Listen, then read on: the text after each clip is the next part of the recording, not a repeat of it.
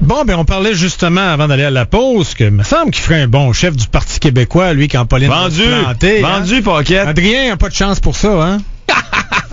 Non. Me semble même s'il voulait, je pense pas qu'il y aurait une chance pareille. Adrien, Je pense pas, non, tout à fait. Pour moi, je serais pas bienvenu là-bas. Même le Parti libéral te trouve trop à droite, je pense. Probablement la CAQ aussi te trouve trop à droite. Ouais. On parlait de la laïcité, cette charte. T'en penses quoi, toi, mon cher Adrien? Ouais, je pense qu'on devrait pas passer trop de temps là-dessus. Je vais te répondre, mais avant de te répondre, je voyais récemment, dans la livraison de la revue L'Actualité de cette semaine, il parlait des priorités des Québécois. Il y avait une entrevue avec Couillard, puis tous les chefs de parti, puis ces gens-là racontent quelles sont leurs priorités. Et le sondage, les priorités des Québécois, quelles devraient être les priorités des parlementaires cet automne? OK. On commence par la fin, les moins importants. Le total va donner plus que 100% parce que les gens pouvaient donner 3 réponses. Oui. OK. Alors, le moins important, gouvernance souverainiste. Ça, c'est pour Couillard, tu parles? Non, ça, c'est pas... Tout le monde. Ça, c'est tout le monde, là. Okay. Qu'est-ce que les parlementaires, là, toute la gang, là, tous à ensemble. Québec, là, ça devrait être quoi leur priorité? Alors, la plus basse réponse, gouvernance souverainiste. Ça, c'est PQ. Right? Oui.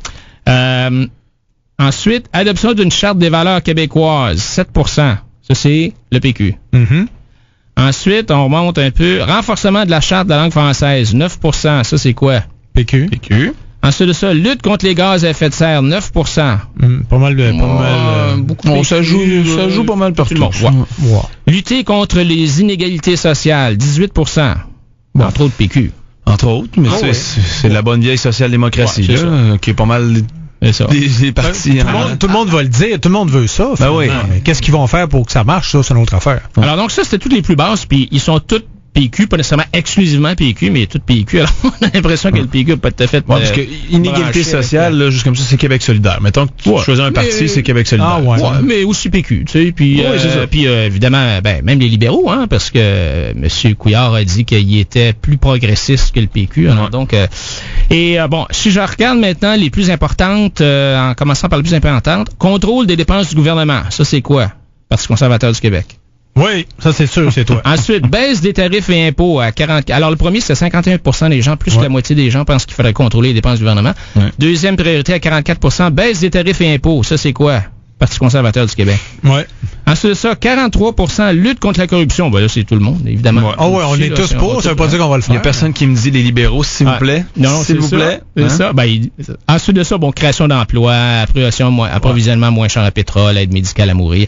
Mais rien pour te dire que on va en parler de l'achat de la laïcité, là, mais c'est pas comme si une grosse priorité. Non. Pour le monde ordinaire. Puis évidemment, il n'y a pas de projet de loi déposé, donc on va attendre qu'il y ait vraiment un projet de loi officiel de déposer, voir ce que ça veut dire, parce que là, tout le monde spécule, mais je te dirais que ça soulève vraiment, même s'il n'y a pas beaucoup de gens, même si c'est pas supposé être une priorité du gouvernement, les gens qui s'intéressent en parlent beaucoup les animateurs dans les émissions de radio, puis les commentateurs, tout ça. Ça va chercher quand même, il y a certains gens que ça va chercher, puis je pense que les gens ont peur beaucoup de l'islamisation, puis de la burqa, puis là, on mélange tout, l'arrivée de la charia, l'immigration, les accommodements raisonnables, la séparation église, tout est mélangé. Il y a comme une espèce de coup de cœur, là, puis ça sort tout en même temps. Mais moi, j'en regarde... C'est quoi le problème qu'on essaie de régler? D'abord, c'est quoi l'objet de la loi? Qu'est-ce qu'on essaie de régler? Il n'y a pas grand problème pour le moment. Y a-t-il une crise à quelque part? Non. Bouchard-Taylor disait dans son rapport, faut pas s'énerver, il n'y a pas tant de problèmes que ça. Il donnait, je pense qu'il y a peut-être 30 ou 5, je me rappelle pas du chiffre, mais c'est un petit chiffre là, d'accrochage vraiment là, qui sont arrivés, comme la fête du YMCA, là, ou les piscines, ou le jambon dans les bines là, dans les cabanes à sucre, là, c'est ça.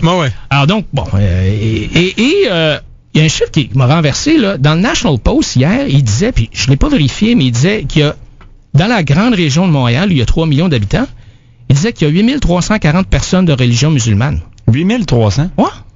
8300 sur 3 millions? C'est ce qu'il dit. En tout cas, moi, ça m'a un peu renversé, mais... J'aurais cru pas mal plus que ça. Moi aussi, mais... je sais pas où est-ce qu'on a pris le chiffre, mais mettons que c'est 3 fois plus, mettons que c'est 25 000, c'est quand même... Même là, c'est pas beaucoup. Là, tu sais. Non, sur 3 millions, je t'aurais dit peut-être 100 000, je sais pas. En tout cas, donc, tu sais, je comprends qu'il y a des gens qui pensent là qu'on va se faire renverser là, puis que la charia va être à Grande Allée bientôt, bien sûr, tu sais, mais non, je suis complètement d'accord. Je suis pas certain. Ça étant dit, c'est sûr qu'on a une position, puis nous autres, notre position, le Parti conservateur du Québec, on a comme valeur fondamentale numéro 1 les droits et libertés individuelles, et ce qui inclut évidemment la liberté d'expression, la liberté de religion, de pensée, de conscience, et nous, on veut protéger les droits et libertés des minorités contre la tyrannie de la majorité. Alors, donc, mais toi, tu vois ce que je m'en vais. Mais toi, t'es d'accord que si tu te présentes dans un bureau du gouvernement quelque part, que la fille qui va te servir, il ne faudrait pas qu'elle ait un voile d'en face. Oui, absolument. Parce que l'employeur, il y a la sphère privée et il y a la sphère publique. La sphère privée, les relations contractuelles d'un employeur avec son employé, l'employeur a un droit de gérance. T'sais, moi, j'ai une compagnie d'autobus, ben, c'est sûr que mes chauffeurs, ils ont un uniforme, puis il faut qu'ils portent l'uniforme. Alors, l'employeur a le droit certainement de dire, mettons au procureur de la couronne, quand tu es en cours, tu mets pas de burqa ou de niqab ou d'affaires de même. Mm-hmm. Ça, c'est bien correct. Puis je pense que ça fait partie, c'est dans la sphère privée. Il n'y a pas de problème avec ça. Mais je te dirais que là où c'est un peu plus compliqué, c'est dans la sphère publique. Quand les gens, par exemple, marchent sur la rue ou... et là, l'argument que j'entends, c'est, moi, ça m'offense que quelqu'un porte la burqa dans la rue. Puis honnêtement, moi aussi. Tu sais, je peux pas dire que j'aime bien ça. Puis la femme qui est là, on va assumer pour l'instant que la femme le fait de façon libre et volontaire. C'est sûr que c'est menacé, là. Ça, t'as pas le droit de menacer quelqu'un de porter la burqa. Mais en assumant que c'est libre et volontaire, il n'y a rien dans la Charte des droits et libertés qui me donne un droit de ne pas être offensé. C'est sûr. Tu sais, ça fait partie de... Oui, t'as le droit d'être offensé. Vous autres, là, à Radio X, vous devez dire des choses offensantes aux gauchistes. Non, on n'a pas le droit de l'autre. Faut rien dire d'offensant ici. Parce non, que le CRTC c'est vrai, t'as le CRTC, ouais, c'est ça. Mais mettons, dans la rue, on a le droit de le dire. C'est ça. Dans la rue, on peut se dire des choses offensantes, dans la mesure où c'est pas un libelle diffamatoire. C'est ça. Puis que tu causes des dommages, mais, tu sais, alors, donc, on n'a pas vraiment de droit de ne pas être offensé. Puis je regarde l'exemple, la Cour suprême s'est déjà prononcée, hein, la GRC, toi tu connais ça un peu, là, tu sais, la GRC, le commissaire a décidé de modifier l'habillement traditionnel. Oui, mais ça n'a jamais été jusqu'à la Cour suprême. Oui, je l'ai lu, le jugement. Oui, ça a été jusqu'à la Cour suprême? Oui, ça semblait, moi, ça s'était... Non, ça s'est rendu jusqu'à la Cour suprême, et la Cour suprême a dit que le fait qu'un policier de la GRC porte le turban et soit un sikh, ça ne te force... Mettons que tu te fais arrêter, toi, Martin, par un policier comme ça, ça ne te force pas à adopter la religion sikh. Ça ne te force pas à devenir un sikh. Toi, tu as un droit t'as le droit et la liberté religieuse. Mettons que tu es un catholique, tu as le droit d'exercer ta religion. Mais le fait d'avoir une interaction avec un policier qui a un turban, ça ne te force pas à changer de religion. Ouais, mais il y avait autre chose en arrière de ça que les gens ne parlent pas, Adrien. C'est une question de sécurité. Parce que quand t'es policier pis t'as une casquette, la fameuse casquette du policier, là, on parle pas de l'uniforme rouge là, de cérémonie. Ça, l'uniforme rouge, c'est un uniforme de cérémonie qui les gars portent pas ça à un travail. Okay? T'as une chemise d'une telle couleur, pis t'as des culottes telle couleur avec une bande jaune qui était réfléchissante parce que le monde pouvait savoir que si tu t'en venais, il savait que c'était un policier. Puis aussi, ta casquette que tu portais, même chose, ça avait une bande réfléchissante jaune. Fait que t'arrives à quelque part la nuit, tu veux, mettons, faire une arrestation, n'importe quoi, ou quelqu'un a appelé parce qu'il a entendu du bruit, il est pas sûr. Il voit ça, le jaune, il sait que c'est un policier. Il voit la casquette, mettons, au loin, il dit, OK, là, il est policier, quelque chose, c'est un policier, le gars, il est peut-être armé, je le tirerai pas dessus, c'est un policier. C'est un turban qui arrive, puis il s'attend peut-être, il sait pas si c'est un voleur, un policier. Il y avait ça aussi. Ouais, je te dirais, Martin, c'est que la cause de la GRC, c'était un angle bien précis, parce qu'il y a souvent beaucoup d'angles dans ces histoires. Mais il y avait ça aussi que les policiers n'aimaient pas. Lui, l'angle que la Cour suprême a discuté, c'est est-ce que ça viole les droits et libertés religieuses d'une personne d'interagir avec un policier qui a un turban. Est-ce que ça viole ma liberté de religion si je suis forcé d'interagir avec un policier de la GRC qui porte un turban? Non, pas vraiment. Et la Cour a dit non. OK. Donc, n'importe quelle personne, peu importe sa nationalité, c'est pas censé le déranger non plus d'être servi par une femme. Ouais, et quand je regarde, mettons, la CAQ ou les libéraux qui disent, ben là, les libéraux aujourd'hui, là, ils branlent dans le manche, mais la CAQ, ils ont dit, nous, on va empêcher les gens dans les écoles, les professeurs, tout le monde là qui a une supposée relation d'autorité. Ça passera jamais le test de la Charte canadienne des droits et libertés. Ça a déjà été jugé par la Cour suprême. C'est pas parce que un juge a une croix ou une kippa que il est automatiquement incapable de rendre un jugement. C'est ça, pas capable, c'est ça. Alors, donc, tout ce que je dis, c'est que faut faire attention dans la sphère publique. Il faut aussi protéger les droits et libertés des gens. Mais le PQ, il fait ça aussi pour détourner l'attention. Puis, regarde, ils font tout un show avec ça, eux autres-là. Là. Oui, c'est sûr que le PQ, eux, ils veulent comme se réapproprier toute la question identitaire. Ça fait partie de la gouvernance souverainiste. Ils veulent écœurer les anglophones du reste du Canada. Toute la question de valeurs québécoises, moi j'ai un problème avec ça. Je comprends que, par exemple, au Parti conservateur du Québec, on a des valeurs, OK, qui sont clairement affichées. Et tu peux, si tu veux, adhérer au Parti conservateur du Québec, qui a certaines valeurs, droits et libertés individuelles, un État plus petit, bon, tout ça. Alors, moi, le parti dit, voici nos valeurs, voici comment on va agir, puis toi, si tu veux embarquer avec nous autres, t'as qu'à prendre ta carte de membre, 15$ sur le site du parti, puis tu deviens membre du parti. Mais là, je suis Québécois, moi, je suis né ici, là, je suis Québécois, là. Puis là, quoi, le gouvernement va m'imposer des valeurs à moi. Ça veut dire quoi? C'est pas libre et volontaire, là. Moi, j'adhère pas, ils vont passer une loi, là. Mais tu sais, c'est quoi des valeurs québécoises? Est-ce que c'est pas plutôt des valeurs individuelles? La façon que je lève mes enfants, c'est individuel. L'autre question, c'est, sont-ils vraiment différents des valeurs québécoises, des valeurs des gens de l'Ontario? Je comprends qu'il y a la langue, là, tu sais, mais l'égalité homme-femme, là. Non, c'est sûr que ce terme-là... Parce qu'il parle rien que de l'égalité homme-femme. On va réaffirmer l'égalité homme-femme, on le sait. Ça prend combien de chartes, là? On a une au fédéral, on a une au provincial qui dit que l'égalité homme-femme, ça en prend-tu une autre, là? Non, c'est comme les droits civils puis tout le reste. Non, c'est sûr qu'il y a déjà bien des affaires, mais on fait du show. On fait un gros show avec ça. Pendant ce temps-là, on parle pas d'économie, puis on leur pose pas trop de questions sur l'économie, qui est un désastre. On vient au sondage de tantôt. Alors, moi, ce qui me fatigue, c'est que c'est toujours l'approche collectiviste. Plutôt que de dire... Ce que Mme Marois dit, c'est il faut qu'on soit tous identiques. Il faut qu'on forme une unité, là. Tu sais, c'est le Québec, le village gaulois. Il faut qu'on soit tous identiques. Il faut qu'on soit tous habillés pareil. Plutôt que de laisser l'individu prendre le dessus, c'est toujours comme c'est l'État qui décide pour nous. L'État va décider comment on s'habille. Et moi, je pense que la société, c'est une collection d'individus. Ce sont des valeurs individuelles qui comptent et non de se faire imposer par l'État des valeurs qui sont finalement décidées là par, je sais pas moi, un paquet de policiers à l'Assemblée nationale. Good. OK, c'est beau. Dis-moi, Philippe Couillard, là, qui veut baisser les impôts mais augmenter les taxes, ça veut dire grosso modo la TVQ, entre autres, là, puis peut-être bien des permis de ci, permis de ça.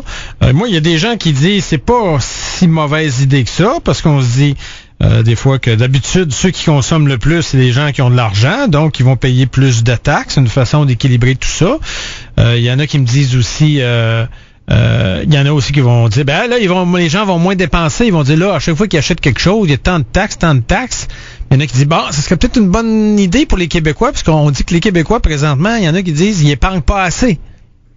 Contrairement aux autres Canadiens qui réussissent à mettre de l'argent de côté beaucoup plus que les Québécois, ça serait peut-être une bonne affaire de forcer les Québécois à épargner un petit peu plus. Qu'est-ce que tu penses quoi de tout ça, toi, Adrien? Ben, moi, je trouve que c'est un beau débat d'intellectuels, là, puis d'économistes. C'est vrai, il y en a qui disent que taxer les revenus, l'impôt sur le revenu, tu taxes le travail, donc tu décourages le travail. Et on serait peut-être mieux de taxer la consommation et de décourager la consommation et donc encourager l'épargne. Mais c'est bien beau tout ça, là, mais y a-t-il quelqu'un qui va finir par dire qu'on est trop taxé au Québec pour oui, c'est bien. C'est ça l'affaire. Mais oui, mais là, c'est comme de dire on va augmenter le prix du lait puis on va baisser le prix du beurre. Non, mais je suis d'accord, mais il faudrait couper les dépenses. Mais il n'y a pas personne qui veut couper les dépenses. Non, mais c'est ça qu'il faut faire, là. Je veux dire, honnêtement, je sais pas si j'ai le droit de dire ça à la radio, mais je trouve que c'est un exercice de masturbation intellectuelle, de dire, ben là, on va-tu couper? Puis, tu sais, t'as comme des manettes, là. Tu imagines, là, Philippe Couillard, il y a un gros tableau de contrôle avec des manettes. OK, 3/4 d'impôts, 1/4 de taxes. Non, 3/4 de taxes, 1/4 d'impôts pour la recette, mais c'est pas ça qu'on veut, c'est pas ça qu'on a besoin. On a besoin de quelqu'un qui va dire, il faut rapetisser la taille de l'État, il faut être plus productif, il faut en faire autant avec moins, et non de commencer à danser sur la tête d'un épingle. Il y a combien d'anges sur la tête d'un épingle? Là? C'est quoi la bonne proportion de taxes? Mais on ne pourra jamais faire ça tant qu'on ne coupera pas les dépenses. Regarde, là, l'impôt sur le revenu des particuliers, c'est 20 milliards, puis les taxes sur la consommation, c'est 17 milliards. C'est à peu près presque identique. C'est à peu près identique. Puis, évidemment, ce qui est pas tout à fait correct avec l'impôt sur le revenu, c'est que, on le sait, là, c'est à peu près 75% des impôts sont payés par 23% des contribuables. Ouais. Puis dans la classe moyenne, là, mettons que j'appelle les gens qui font entre 50 puis 100 000, là, on parle de... ça, c'est à peu près 19% des contribuables. Eux autres, ils payent 40% de l'impôt. Alors, c'est sûr que l'impôt, c'est tout croche. L'impôt sur le revenu, c'est tout croche, mais je peux pas croire que Philippe Couillard veut vraiment augmenter les taxes sur la consommation. Là, on paye déjà 15% de TPS TVQ. Ah oui, les deux ensemble. C'est pas ça qu'il faut, là. Il faut baisser. Qu'on baisse l'un, qu'on baisse l'autre. Bon, on peut s'argumenter. C'est-tu mieux de baisser la TPS, la TVQ? C'est-tu mieux de baisser l'impôt sur le revenu? Moi, on pourrait aussi baisser les taxes sur la masse salariale, on pourrait baisser l'impôt sur le revenu des compagnies, on pourrait baisser la taxe sur l'essence, on pourrait. Il y en a tellement de taxes, quelqu'un qui décide de baisser les taxes, il va avoir tellement de choix, il y en a tellement. Laquelle il va prendre, je sais pas. Mais il me semble que le Parti libéral devrait parler de baisser les impôts, comme la CAQ. La CAQ a jamais parlé de baisser les impôts, là. Jamais. Eux autres, on sauve 2 milliards à gauche puis on leur dépense à droite. Donc, on est kiff-kiff. Mais c'est pas ça que ça prend au Québec. On est les plus taxés en Amérique du Nord. Alors, ça prend une partie de droite qui va dire, nous, on va baisser les impôts de la classe moyenne ou les taxes de la classe moyenne. C'est ça que ça prend. Ou ben non, ça va nous coûter moins cher pour nos éoliennes. Madame Ouellette, là, t'as vu les éoliennes? On en a parlé la semaine passée. On a parlé des éoliennes. Ben oui. Et on dit, quoi, c'est 13 cents point quelque? Ben là, Madame Ouellette, elle m'a peut-être écouté, là. Ouais. On a notre petite pétition, là, qui roule sur le site www.queduvent.com. Ouais. Et nous, ce qu'on dit, c'est que les éoliennes nous coûtent les yeux de la tête. Ça nous coûte à peu près 14 sous à produire. Puis on vend cette énergie-là à 6 sous. Donc, on perd 8 sous par kilowattheure. Ce qui revient à peu près à 700 millions par année. Pour créer quelques centaines de jobs. Ouais, pour quelques centaines de jobs. Puis, oublions pas qu'on a... C'est pas que je compte les éoliennes en soi. Je veux dire, les éoliennes, ça peut être bon dans certaines circonstances, à certains endroits, dans certaines juridictions. Mais ici, c'est qu'on n'a pas besoin. On a des surplus. Ça nous sort par les oreilles. On est obligé de la donner aux Américains tellement qu'on a trop. À 3 cents, c'est ça? À peu près, ouais. 2,7, 3, tu sais. Et là, Mme Ouellette, elle a vu les chiffres de 14 sous qu'on a publiés, qu'on a repris les chiffres de l'Institut économique de Montréal. Alors là, elle fait une grande annonce, là. Elle dit, je vais plafonner le prix de l'éolien à 9,5 sous. Alors, nous autres, on parlait de 14, elle a dit 9,5, donc les gens vont dire, oh, c'est bon, tu sais, ils vont quand même squeezer un peu les... Ouais, mais là, ce sera plus rentable pour ces gens-là. Non, mais c'est parce que Martin, il joue avec les chiffres. Encore une fois, il joue avec les chiffres, tu sais, parce que quand tu regardes le coût de l'éolien, il y a deux choses. Il y a le prix que Hydro-Québec paye au producteur. OK. Alors, qui fait tourner son éolienne, là, dans le pit à quelque part, là, bien loin. Et là, après ça, cette électricité-là, il faut l'amener à quelque part. Il faut l'amener à Montréal, à Québec. Là. Oui. OK, ça prend du transport. Il faut l'intégrer dans le réseau, parce qu'il faut comprendre que c'est un réseau, puis il faut balancer ça, puis c'est pas évident. Puis les éoliennes, quand ça tourne trop vite, il faut les arrêter. Quand ça tourne pas assez vite, ça donne pas d'électricité. Ça fluctue énormément, alors que le réseau, il faut que ça soit stable. Donc, il y a un paquet de coûts de ce genre-là. Alors, quand tu regardes, si tu prends prenons la moyenne des contrats d'éoliennes qui ont été accordés jusqu'à date. Le premier appel d'offres de l'éolien, il a été fait à 7,8 sous. OK. Ça, c'est ce qui est payé au producteur. Le deuxième à 9,7. Mm-hmm. Le troisième à 12,3. OK.